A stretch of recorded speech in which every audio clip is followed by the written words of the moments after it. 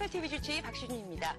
우리나라 사망원인 1위가 암이라는 사실은 다들 알고 계시죠? 그렇다면 사망원인 2위는 뭔지 혹시 알고 계세요?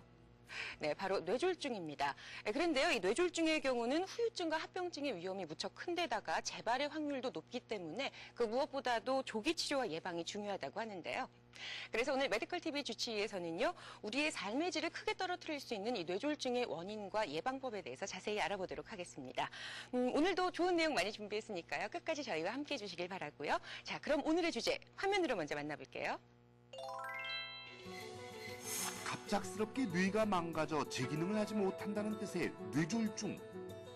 국내에서 2초마다 한 명이 뇌졸중 진단을 받고 6초마다 한 명이 사망할 만큼 뇌졸중은 무시무시한 질환이다. 게다가 뇌졸중은 치료 후에도 후유증이 커 삶의 질을 떨어뜨리는 질환으로 유명한데, 하지만 뇌졸중은 자신의 몸 상태를 정확히 알고 평소 관리만 잘해도 충분히 예방이 가능하다. 설마 내가? 라는 안일한 생각은 버리고 전조 증상을 주의 깊게 살피며 뇌졸중이 찾아왔을 때의 대처법을 알면 누구나 건강하고 활력 있는 삶을 살 수 있다. 오늘은 뇌졸중의 원인과 예방법, 그 모든 것에 대해 자세히 알아본다. 네, 메디컬TV 주치 오늘 이 시간에는요, 뇌졸중의 원인과 예방법 그리고 여러 가지 치료 방법까지 자세히 알려드리도록 할 텐데요. 오늘 저희와 함께 하시면서 궁금한 사항 있으시면요, 메디컬TV 홈페이지죠, www.imeditv.com에 접속하셔서 글 남겨주시면요, 저희가 친절하고 자세하게 설명해드리도록 하겠습니다. 자, 오늘 뇌졸중의 원인과 예방법에 대해서 알려주실 분입니다. 남양주 우리병원의 박일 원장님 자리에 모시겠습니다.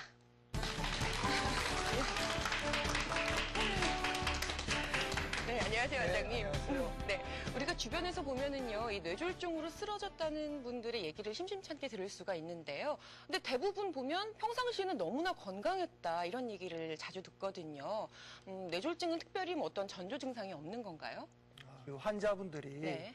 가벼운 두통이나 어지럼증 또는 감각 이상들을 대수롭지 않게 이렇게 지내다가 네. 그 예방할 수 있는 그 시간들을 놓침으로 인해서 그게 진행된 다음에 병원에 옴으로 인해서 그 환자가 그 삶의 질이 더 악화되는 경우가 많죠. 네. 실질적으로 가벼운 두통이나 어지럼증, 감각 이상이 반복적으로 지속된다라면 한 번쯤은 한번 병원을 방문해보는 것도 좋을 것 같습니다. 네, 알겠습니다. 그러니까 우리가 무심코 평상시에 지나쳤던 증상들이 사실은 뇌졸중의 전조 증상이었다라는 말씀이시잖아요. 네, 맞습니다. 지금 말씀하신 이런 증상들이 나타나면요, 지체하지 마시고 빨리 병원에 찾아가 보시는 게 좋을 것 같습니다.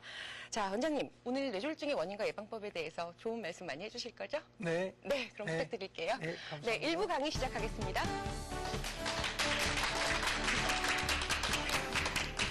안녕하십니까. 오늘 제가 강의하고자 하는 내용은 뇌졸중이란 내용인데요. 뇌졸중은 뇌혈관에 문제가 생겨 뇌에 영양 공급이 안 되거나 또는 혈액 공급이 안 됨으로 인해서 산소가 이게 뇌에 전달이 안 됨으로 인해서 뇌세포가 손상을 당해서 생기는 여러 가지 질환들을 우리가 뇌졸중이라고 합니다. 뇌졸중의 사망률을 보면요, 우리나라 통계청 그 통계를 보면은 대개가 1위가 암으로 되어 있는데요. 이 암은 우리가 위암이라든가 간암, 폐암 모든 암을 통틀어서 통계를 냈을 때 1위로 되지만 단일 질환으로서 평가를 했을 때는 뇌졸중이 우리 사망률의 1위라고 되어 있습니다. 그만큼 우리 뇌졸중에 의한 사망률이 상당히 높죠. 자, 세계보건기구 통계에 의하면 대개가 2초마다 한 명씩 뇌졸중이 진단되고 6초마다 한 명씩 뇌졸중으로 사망한다는 아주 무서운 질환이 뇌졸중입니다. 자, 그러면 우리가 뇌졸중의 증상을 알아보기로 하겠는데요. 여러분들이 오늘 제가 말씀드리는 이런 내용들을 숙지하셔가지고 혹시 이런 증상들이 계속 반복적으로 지속된다라고 하면 한 번쯤은 전문병원에 가서 상담을 해보는 게 좋을 것 같습니다. 한쪽 팔다리에 힘이 없거나 감각이 둔하다, 말을 못하거나 어눌하다, 어지럼증이 심하고 술 취한 사람처럼 비틀거린다. 의식이 없어지거나 계속 잠을 잔다. 한쪽 눈이 안 보이거나 물체가 두 개로 겹쳐 보인다. 심한 두통이 있으면서 속이 울렁거린다. 이러한 증상들이 반복적으로 지속된다거나 또는 증상의 정도가 심하다 하면 지체하지 말고 가까운 병원을 바로 방문해 보는 게 좋을 것 같습니다. 왜냐하면 뇌졸중은 조기 진단을 해서 조기 치료하는 게 환자의 예후하고 아주 관계가 높습니다. 그래서 시간이 지체되어 병원에 도착하는 그런 안타까운 사례가 있는데요. 그런 경우는 약물요법을 시도해도 후유장애가 많이 남아서 생애를 살아가는 데 있어서 여러 가지 고통을 많이 받는 경우가 왕왕 있습니다. 자, 뇌졸중의 종류에는 우리가 크게 두 가지가 있습니다. 동맥경화성에 의한 뇌졸중이 있을 것이고 색전증에 의한 뇌졸중이 있습니다. 동맥경화성에 의한 대개 뇌졸중은 허혈성 뇌경색증으로 대부분 나이가 이렇게 많이 드신 어르신들한테 많이 발생되는 뇌경색증이죠. 최근에 우리나라도 100세까지 살 수 있다라고 이렇게 공공연히 이렇게 이야기하고 있을 정도로 노인 인구가 많이 늘어나고 있는데요. 이런 환자들이 주의해야 될 게 바로 뇌경색증이죠. 그리고 색전증, 뇌경색증은 심장이나 경동맥에서 피떡이 형성되어 가지고 이 피떡이 뇌혈관을 막아서 생기는 질환을 우리가 색전증에 의한 뇌경색증이라고 합니다. 그리고 열공성 뇌경색증은 작은 뇌혈관이 막힌 경우를 우리가 열공성 뇌경색증. 이 열공성 뇌경색증은 신경학적 증상 없이 지내는 경우가 많습니다. 그러나 이것도 향후에 치료를 하지 않으면 자주 재발되어서 우리가 신경학적 후유장애를 남는 경우가 많습니다. 그리고 뇌출혈에는 뇌내출혈과 지주막하 출혈이 있는데요. 고혈압에 의한 뇌내출혈이 있고 대개 뇌동맥류 파열에 의한 지주막하 출혈이 있습니다. 이 또한 사망률이 늦게 진단되면 사망률이 높기 때문에 아까 앞서 이야기했다시피 그런 증상들을 보이는 환자들은 바로 병원을 찾아보는 게 좋겠죠. 그래서 우리가 뇌졸중에 예방하려면 뇌졸중을 잘 유발할 수 있는 그런 위험인자를 우리가 아는 게 중요하겠죠. 우리가 본인의 노력으로 조절이 불가능한 위험인자가 있습니다. 그런 경우는 우리가 어때요? 여성이나 남성은 우리가 바꿀 수가 없잖아요. 두 번째로 나이가 들어가는 걸 우리가 세월에 가는 이런 시간의 흐름을 막을 수는 없지 않습니까? 나이가 들어가는 거. 그리고 우리가 인종적인 어떤 그런 문제들은 또 어떻게 바꿀 수가 없잖아요. 이러한 것들은 우리가 불가항력적인 위험인자입니다. 그러나 지금 제가 여러분들한테 말씀드리고 하는 이런 본인의 노력으로 조절이 가능한 위험인자는 얼마든지 우리가 조절을 함으로 인해서 뇌졸중으로 진행을 우리가 억제할 수 있다고 생각됩니다. 근데 제가 이게 진료실에서 진료를 하다 보면 이런 자기 스스로 조절할 수 있는 그런 위험인자를 자기 스스로 조절하지 못해서 조기에 또 빠른 나이에 또 이렇게 뇌졸중이 발생돼 가지고 어떤 삶의 질이 굉장히 떨어지거나 또는 가장으로서의 그 역할을 못함으로 인해서 그 가정 자체가 상당히 이렇게 안 좋아지는 그런 경우를 봤을 때 상당히 안타깝습니다. 그래서 이 방송을 청취하시는 우리 시청자께서는 아마 본인이 이런 질환을 갖고 있다라고 하면 이런 질환에 대한 노력을 해보는 게 좋을 것 같습니다.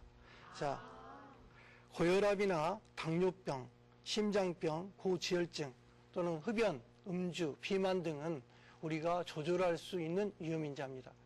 특히 고혈압이나 당뇨병은 우리가 치료하는 이유가 불편해서 치료하는 게 아니라 고혈압이나 당뇨로 인한 여러 가지 혈관성 합병증들이 발생되기 때문에 그런 합병증이 오고 있는가를 미리 체크를 해서 그게 그런 표적장기에 어떤 손상이 온다라고 하면 고혈압과 당뇨에 대한 약만 먹을 게 아니라 그런 표적장기 손상을 주기적으로 관찰함으로 인해서 그런 질환들이 진행되고 있는가 이런 걸 판단해 가지고 그런 치료를 하는 게 좋겠죠. 네. 자, 뇌졸중을 일으키는 주요 위험 인자를 우리가 알아봤는데요. 되게 고혈압을 앓고 있으면 정상인에 비해서 뇌졸중의 발생 위험도가 한 8배 정도 증가된다고 그럽니다. 그리고 심방세동을 갖고 있는 환자는 대개 5 내지 한 8배 정도 증가되고 당뇨인 경우에는 대개 2 내지 6배 정도의 위험성이 증가됩니다. 그래서 이런 환자들은 어때요? 특히 뇌졸중의 발생 위험도가 높기 때문에 본인 스스로가 잘 관리를 해야 되겠죠. 그리고 그 음주나 또는 흡연을 하는 경우는 우리가 뇌졸중의 위험도가 한 2배 정도 올라가고 아마 주위에서 보면 요즘 그 공단 검진을 많이 하니까요. 그때 보면 환자들이 와가지고 내가 콜레스테롤이 높다라고 해서 아무 증상이 없지만 콜레스테롤에 대한 치료를 하는 경우가 많습니다. 이 또한 콜레스테롤도 약 한 1.5배의 우리가 뇌졸중의 위험도를 갖고 있다고 그렇습니다. 자, 우리가 뇌졸중을 유발할 수 있는 원인에 대해서 알아보기로 하겠습니다. 우리가 나이가 들어가면 동맥경화가 생깁니다. 우리가 혈관의 뇌피인자가 어떤 염증, 스트레스라든가 또는 염증이라든가 고혈압 이런 것에 의해서 죽종이 생겨서 이렇게 진행되는 동맥경화 또는 심장병, 우리가 심장판막질환. 전에는 우리 감기 치료를 늦음으로 인해서 우리가 류마틱열에 의한 여러 가지 판막질환이 많았는데 요즘은 병원 문턱이 낮다 보니까 병원을 자주 감기에 걸리면 빨리 찾아와서 치료를 하고 그럼으로 인해서 류마틱열에 의한 이런 판막질환은 많이 감소됐습니다. 근데 요즘은 이제 오래 사시다 보니까 퇴행성 판막질환들이 많이 생기죠. 그래서 여기도 마찬가지로 피떡이 생겨서 생기는 색전성 우리가 뇌경색증이 올 수 있으므로 이런 환자들도 저기에 치료를 하는 게 좋겠죠. 그리고 뇌동맥류 또는 모야모야병이 있습니다. 대개 모야모야병은 뇌혈관이 어떤 원인을 잘 모르는데 아직까지는 조금씩 좁아지면서 막혀가는 하나의 병리 현상을 보이는 게 모야모야병입니다. 그리고 이 모야모야병은 우리가 뇌혈관이 좁아짐으로 인해서 어때요? 뇌혈류량이 줄어들겠죠. 뇌혈류량이 줄어드니까 그 뇌혈류량 감소에 대한 것을 보상하기 위해서 조그만 혈관들이 뇌에 생기는 겁니다. 그 가느다랗게 생긴 그런 모야모야 혈관을 우리가 혈관 동맥 촬영을 하면 마치 그 안개가 공기 중에 이렇게 뿌옇게 터 있는 그런 모양처럼 보인다라고 해서 모야모야병이라고 합니다. 그리고 이 모야모야병에 걸리면은 되게 우리가 어린 청소년들한테 있어서 모야모야병의 사망률은 대부분 뇌경색증에 의해서 사망을 하고 우리가 좀 나이가 든 어른들에게서는 되게 뇌출혈로 사망하는 경우가 많죠. 다음은 뇌졸중의 진단에 대해서 알아보도록 하겠습니다. 진단하는 방법은 가장 중요한 게 이제 환자의 병력을 정치하는 방법이 있겠고요. 두 번째로는 이학적 검사를 통해서 환자를 진단해야 되겠죠. 그리고 어느 정도 환자의 병에 대한 생각을 한 뒤에 영상학적 진단이라든가 이런 어떤 진단 도구를 사용해서 진단을 하면 되겠습니다. 지금 이 보이는 화면이 환자의 이학적 소견을 관찰하는 그런 검사 방법이겠고요. 그리고 CT를 통해서 우리가 진단하죠. 되게 우리가 질환은 되게 크게 환자분들이 생각할 때 뭐 다양성을 갖고 있으리라고 생각되지만 병은 구조적으로 이상 있는 병, 기능적인 병 딱 두 가지밖에 없습니다. 그래서 우리가 뇌졸중에도 우리가 구조적으로 이상 있는가 이런 두통이라든가 어지럼증 그런 어떤 증상학적 증후가 보이면 어때요? CT라든가 MRI를 통해서 이 환자의 뇌질환이 있는가 없는가를 진단을 해야 되겠죠. 그리고 여기 사진이 우리가 CT 혈관 조영술에 의한 뇌동맥류가 관찰되고 있습니다. 그리고 MRI를 통해서 우리가 뇌경색증이라든가 뇌출혈 또는 요즘 이제 흔한 허혈성 뇌질환 같은 것을 진단할 수 있겠죠. 그리고 중요한 게 MRA가 있는데요. 우리가 환자를 진단하는 것도 중요하지만 어때요? 환자에 대한 예후 평가를 해주는 게 가장 또 중요합니다. 앞으로 뇌졸중이 다시 올 수 있겠는가? 재발할 수 있느냐 없느냐를 환자한테 평가를 해서 재발할 수 있는 위험인자가 있다라고 하면 어때요? 그런 위험인자를 환자에게 설명을 하고 환자가 어떻게 생활하는 게 좋을 것인가 또는 생활요법에 대해서 상세히 설명해 주는 게 중요할 것 같습니다. 이 환자도 보면 이 MRA상에서 보면 어때요? 우측 중대뇌동맥이 전혀 관찰되지 않고 있고 또는 기저동맥이 한 부분이 이렇게 막혀 있는 이런 소견이 관찰되고 있습니다. 이런 환자들은 치료를 중단했을 때 현재의 증상이 개선됐다 할지라도 치료를 연속적으로 하지 않으면 어때요? 다시 재발할 가능성이 많죠. 저희 병원에도 환자분들이 재활치료만 열심히 하다가 다시 이렇게 뇌졸중의 2회, 3회 이렇게 발생되어 가지고 전혀 걷지 못하고 침상생활을 하는 그런 경우를 많이 볼 수가 있습니다. 그건 어때요? 우리가 이 환자에 대한 예후평가를 해주지 않았기 때문에 자기 증상이 개선됨으로 인해서 좋아졌구나, 다 나섰구나라고 생각하고 거기에 대한 관리를 안 했던 것이죠. 자, 여기까지 1부 강의를 마치고 잠시 후 2부 강의를 하겠습니다.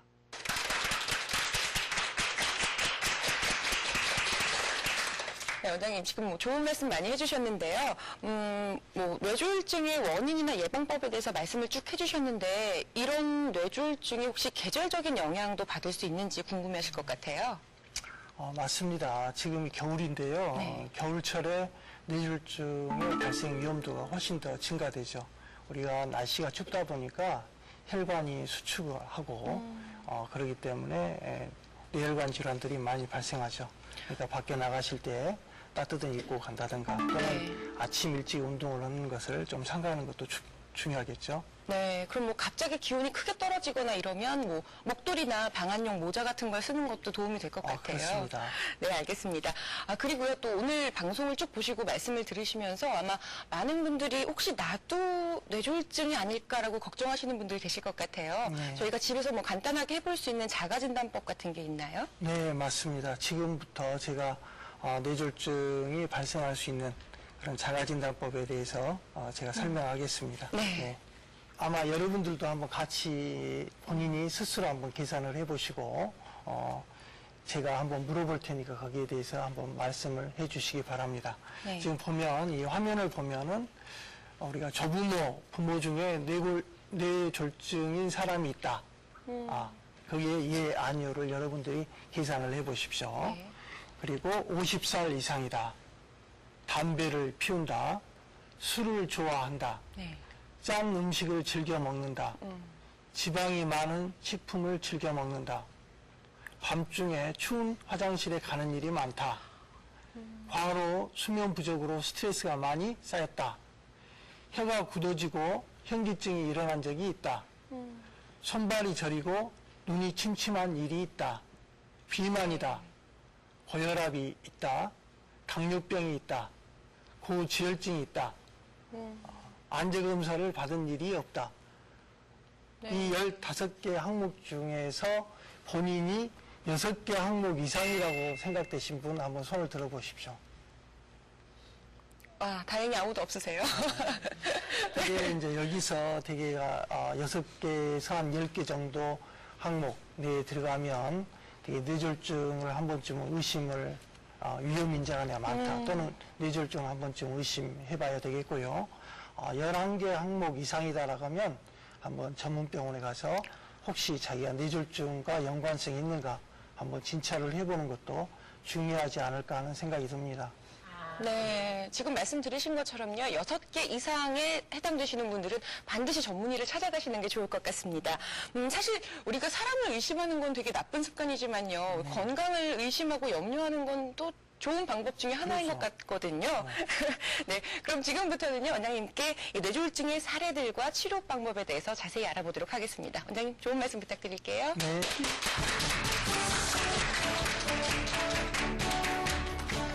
이 뇌졸중에 우리가 발생됐을 때 여러 가지 문제점들이 생기는데요. 우리가 뇌졸중은 뇌혈관이 막히는 뇌경색증 또는 뇌출혈 이런 걸 통틀어서 우리가 뇌졸중이라고 생각하면 되겠습니다. 여기 보면 50세 여자 환자인데 심한 두통으로 저희 병원에 내원을 했어요. 근데 이 환자 보면은 이 주위로 어때요? 피가 출혈이 있는 양상 소견이 관찰되었습니다. 그래서 이 환자는 경막하 출혈로 진단 후 신경외과에서 수술을 받았던 환자입니다. 이 환자는 57세 여자 환자로서 기저질환으로 당뇨병이 있었는데요. 저희 병원에 왔을 때 어지럼증, 즉 중추성 어지럼증 증상을 보여서 체크한 MRI상에서 뇌경색증으로 진단되었던 환자입니다. 이 환자도 병원에 내원하여 뇌경색증의 유발 원인, 즉 당뇨로 인한 여러 가지 폐석장기 손상 유무를 평가 후에 바로 진단 후 치료를 해서 증상이 많이 개선되었던 환자입니다. 이 환자는 50세 여자 환자로 두통으로 내원했는데요. 이 환자는 보면 우측 손에 전에 뇌질환을 앓았던 환자죠. 근데 다시 좌측 부위가 어때요? 손의 경색증으로 진단되었던 환자입니다. 이런 환자가 뭐예요? 가장 중요한 게 이제 이렇게 두 번이나 연달아 왔기 때문에 후유 장애가 많이 남겠죠. 이 환자도 2010년도에 저희 병원에 와서 어지럼증으로 내원하여 뇌경색증으로 진단되었던 환자인데 2012년도에 다시 또 뇌경색증이 재발된 경우입니다.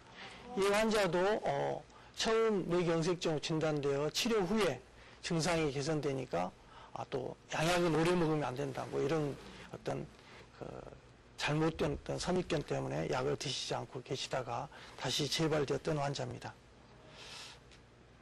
자, 뇌졸중이 걸렸을 때, 우리가 뇌졸중이 발병했을 때 가장 중요한 건 치료겠죠. 네. 근데 이 뇌졸중의 치료의 가장 키포인트는 시간입니다.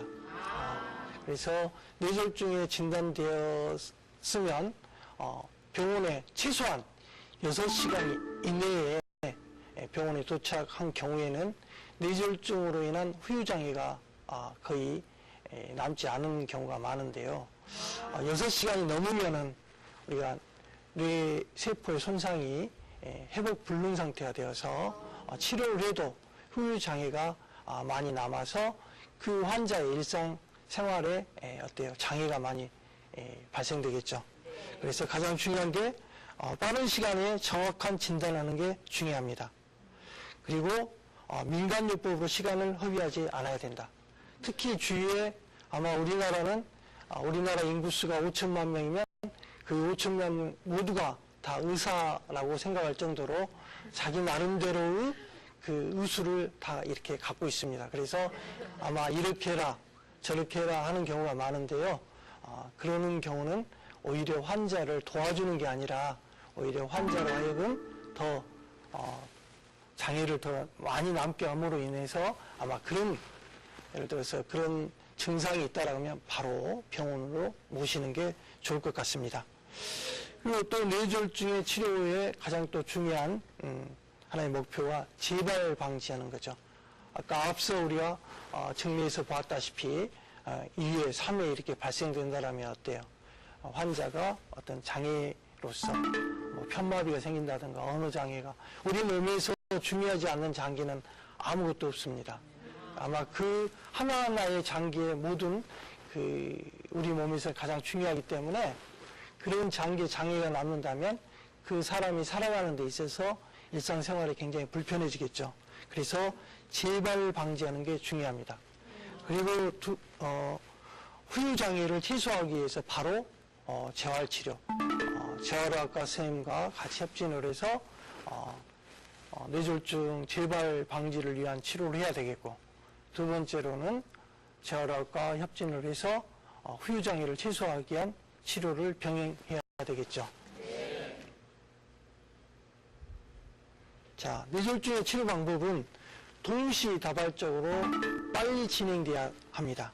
뇌졸중을 진단하기 위해서 우리가 의학적 검사를 해서 이 환자가 뭐 어떤 편마비라든가 신경학적 이상 또는 두통 어지럼증이 어떤 중추성이라고 생각된다면 바로 CT나 MRI를 촬영해서 확진을 해야 되겠고, 그리고 뇌졸중이 발생될 수 있는 위험인자가 있다라고 하면 그 위험인자에 따른 표적장기 손상을 빨리 또 평가를 해야 되겠죠.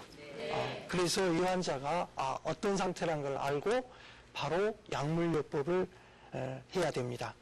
그리고 약물요법을 함과 동시에 재활의학과 선생님과 협진을 해서 이 환자에 대한 뇌졸중으로 인한 후유장애를 최소화하기 위한 그런 노력들을 해야 되겠죠.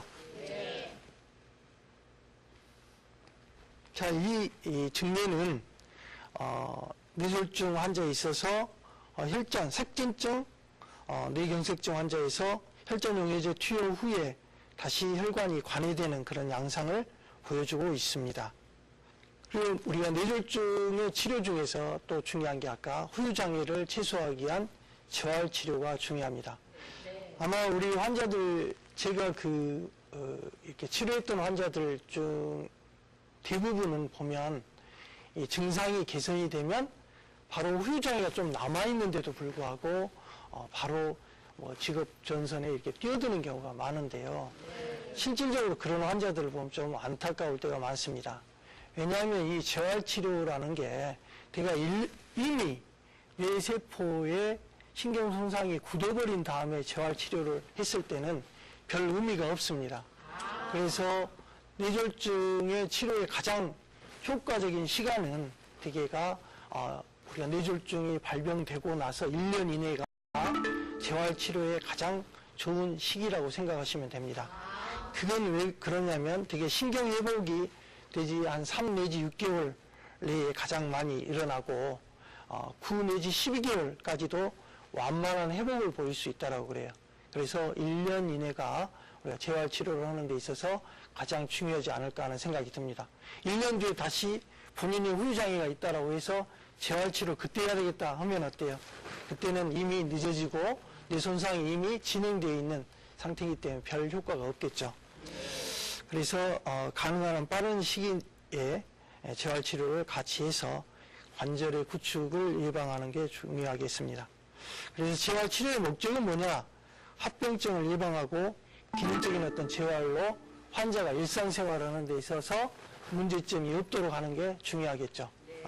거기 내에는 뭐 물리치료라든가 작업치료, 언어치료 또는 직업재활 등이 있겠습니다. 자, 그러면 우리가 뇌졸중을 예방하려면은 우리가 간단한 어떤 검사들이 있는가에 대해서 알아보기로 하겠습니다.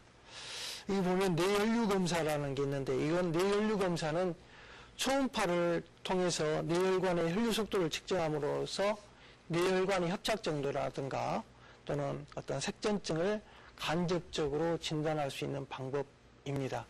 그리고 경동맥 초음파는 우리가 이 뇌로 가는 가장 큰 혈관이 이 경동맥인데, 경동맥의 협착 정도를 관찰함으로 인해서 대개가 우리가 되게 관찰하는 게 내막, 중막 두께를 우리가 평가를 하는데요. 내막, 중막 두께가 두꺼워져 있는 경우는 어때요? 뇌로 가는 혈류량이 줄어들고 또 그로 인해서 뇌질환이 발생될 수 있으므로 이런 두께가 많이 두꺼워져 있는 환자는 좀 더 정밀 검사를 해보는 게 중요하겠죠. 그리고 심장 초음파를 해서 혹시 판막 질환이라든가 어떤 심방세동 등 이런 어떤 질환들을 갖고 있는가도 평가를 해봐야 되겠고, 동맥 경화 검사 또는 혈압, 당뇨, 심전도, 흉부 엑스레이 등을 검사를 해서 우리가 이런 뇌졸중 위험성을 갖고 있는가 없는가를 이렇게 주기적으로 관리해보는 것도 중요하지 않을까 하는 생각이 듭니다. 특히 나이가 50세 이상이다라 하고 위험인자를 뭐 고혈압이나 당뇨 또는 뭐 비만이라든가 또는 고지혈증을 갖고 있으면 꼭 이런 검사들을 주기적으로 해보는 게 중요하겠죠. 자, 뇌졸중의 이제 예방은 어떻게 하는 게 중요한가? 가장 중요한 키포인트는 뇌졸중의 치료가 아니라 우리가 예방하는 것이 가장 중요합니다. 그래서 우리가 1차 예방으로서는 위험인자를 관리해야 되겠죠. 서두에서 말씀드렸다시피 위험인자 중에서 우리가 어떻게 할 수 없는 불가항력적인 위험인자가 뭐라고 있어요?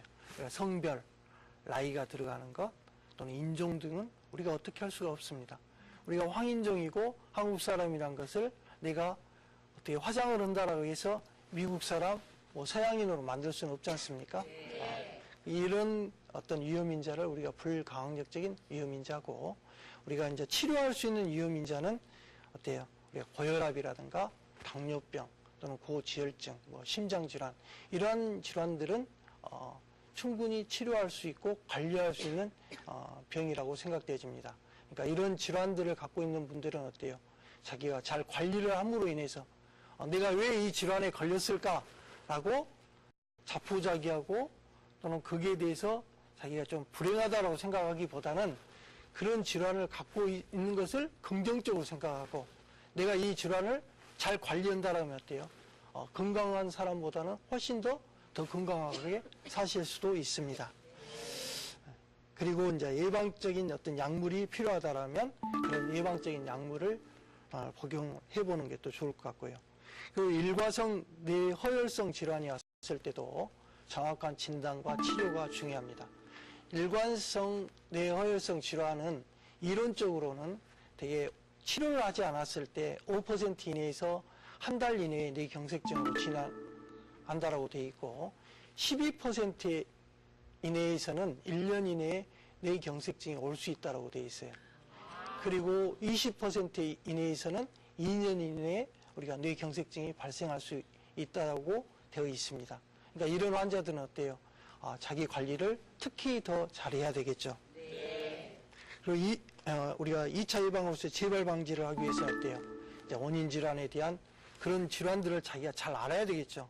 그 원인 질환을 잘 암으로 인해서 그 질환을 자기가 잘 관리할 수 있고 또 그래서 약물 치료를 또 주기적으로 지속적으로 진행할 수가 있습니다. 대부분 제가 그 환자를 봐보면 대부분 증상이 개선되면 환자 스스로가 그 약물을 중단하는 경우가 있는데요.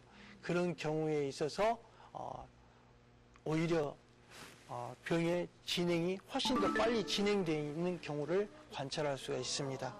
그러니까 그렇지 않도록 병원에서 의사와 주기적으로 진단과 치료를 병행하는 게 좋을 것 같습니다. 자, 그러면 우리가 뇌졸중을 예방할 수 있는 방법이 뭐냐? 첫째는 자신의 혈압을 아는 게 중요하겠죠. 그리고 자신의 혈압을 측정하였다라고 하면 적정한 수준으로 혈압이 유지되고 있는가를 관리하는 게 중요하겠습니다.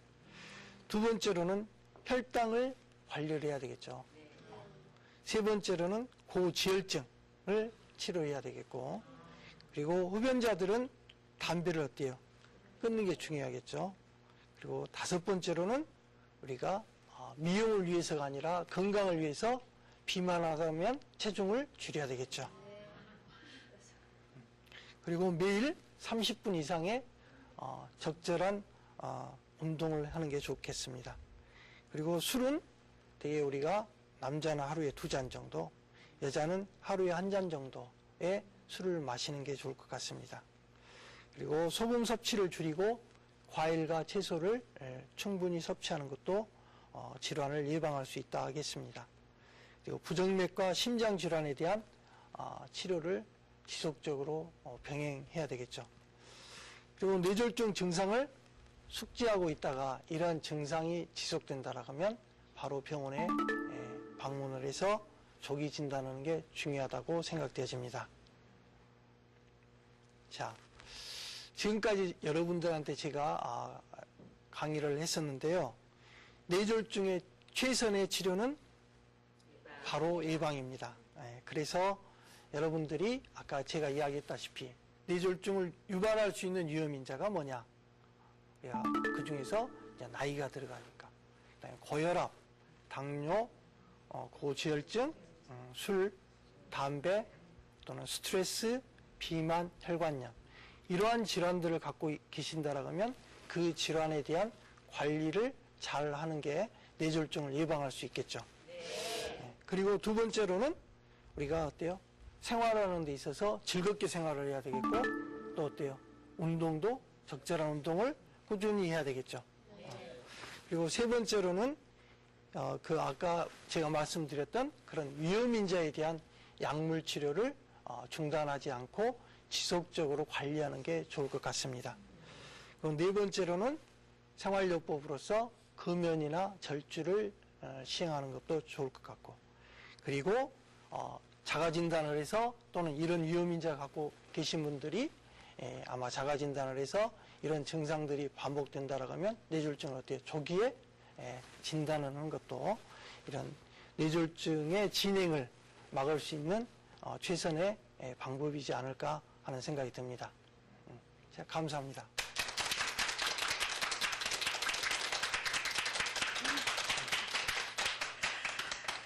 네, 지금까지 원장님께요. 우리가 뇌졸중의 원인과 그리고 예방법, 진단 방법, 또 치료법까지 자세히 알아봤습니다. 근데 뭐 예방이 지금 무엇보다도 가장 중요한 거라고 말씀을 하셨는데요. 이게 만약에 유전적인 영향이 크다면 글쎄요, 어떨까요?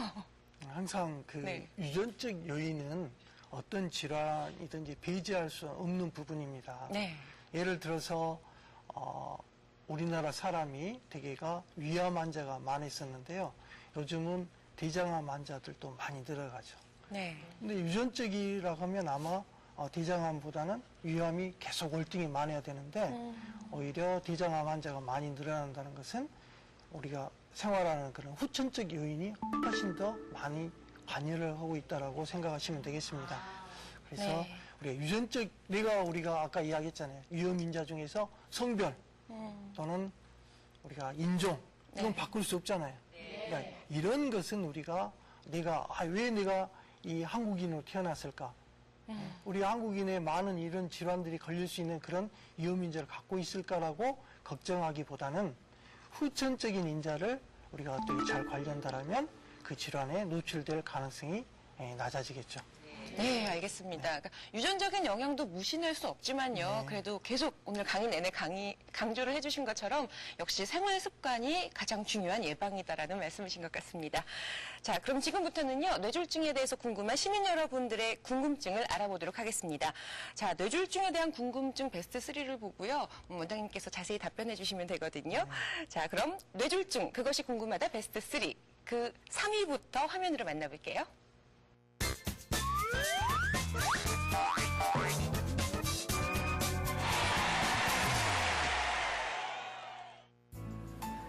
자, 안녕하세요. 의학 리포터 김시우입니다. 손발이 꽁꽁 얼 만큼 너무나 추운 계절인데요. 이렇게 추운 계절에 더욱더 주의해야 될 질환이 있습니다. 바로 뇌졸중인데요. 평소에 이 극심한 두통으로 시달리셨던 분들이나 머리가 어지러운 증상을 좀 가볍게 여기셨던 분들은 오늘 방송을 보고 뭔가 느낀 점이 참 많으실 겁니다. 자, 발병 후 대처 방법이 중요한 뇌졸중. 평소에 이 뇌졸중 증상이 있으신 분들은 더욱더 특별한 주의를 요하는데요. 이 해마다 증가하고 있는 뇌졸중 환자. 자, 그렇다면 우리 시민들은 뇌졸중에 대해 어떤 궁금증이 있는지 지금부터 한번 알아볼까요? 한 번 발병되면 완치가 쉽지 않아 본인은 물론 가족들까지 고통 속에 살아가는 뇌졸중. 그렇다면 시민들은 과연 뇌졸중에 대해 어떤 궁금증이 있을까? 와, 날씨는 춥지만요. 우리 시민들이 많은 만큼 정말 많은 질문들이 쏟아졌습니다. 그런데 이 뇌졸중이 전조 증상에 뚜렷하지 않아서 인지 발병 전보다는 인지 발병 후의 관리 방법에 대한 궁금증이 참 많았는데요. 자, 그렇다면 우리 시민들이 궁금해하는 뇌졸중, 그것이 궁금하다 3위부터 만나보시죠.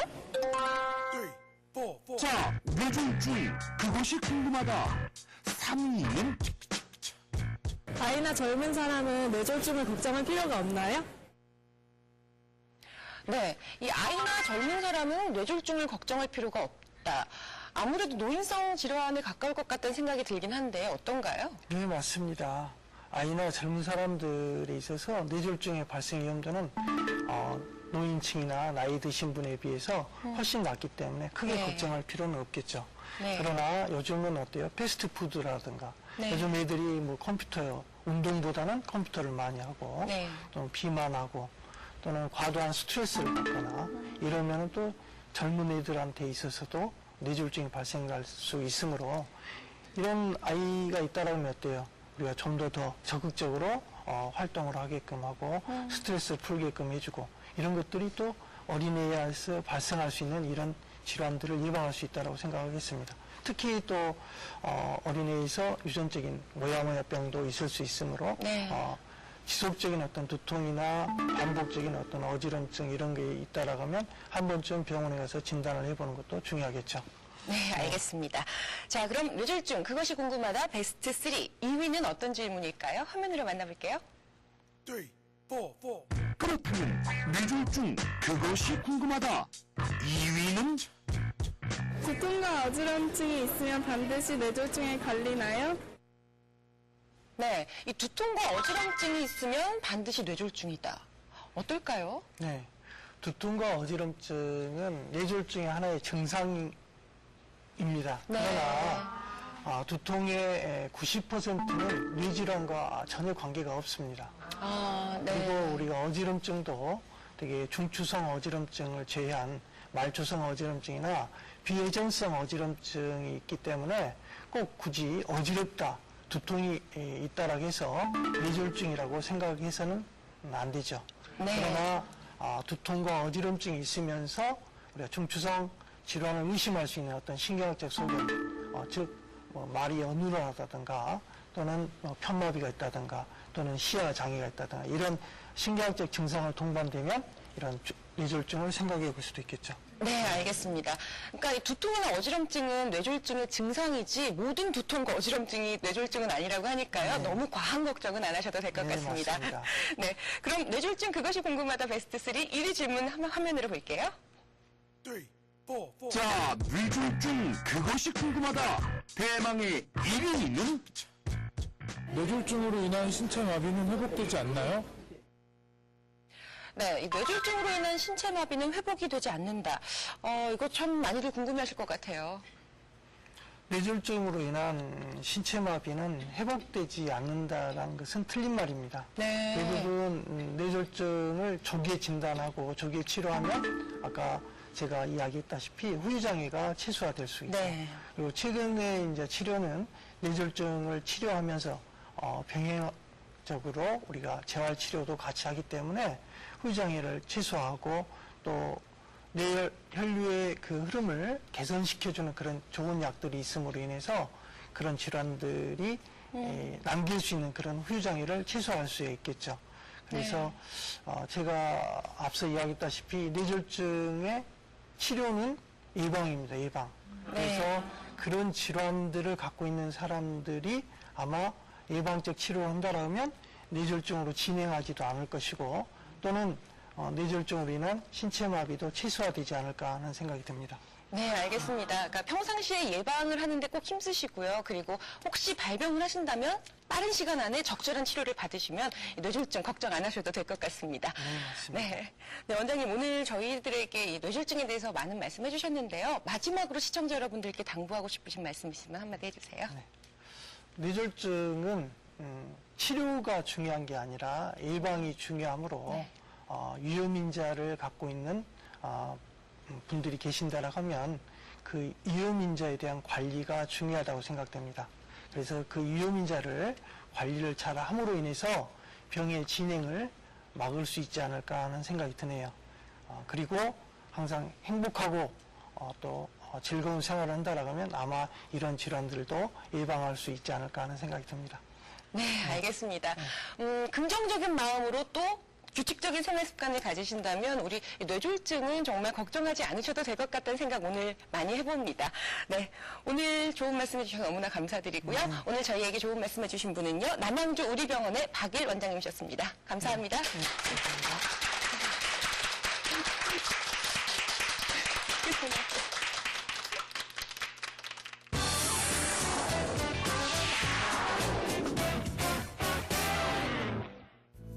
네, 우리 몸에 생기는 모든 질환들은요, 소리 소문 없이 오는 것 같지만 사실은 우리 몸에서 보내는 어떤 신호가 있다고 합니다.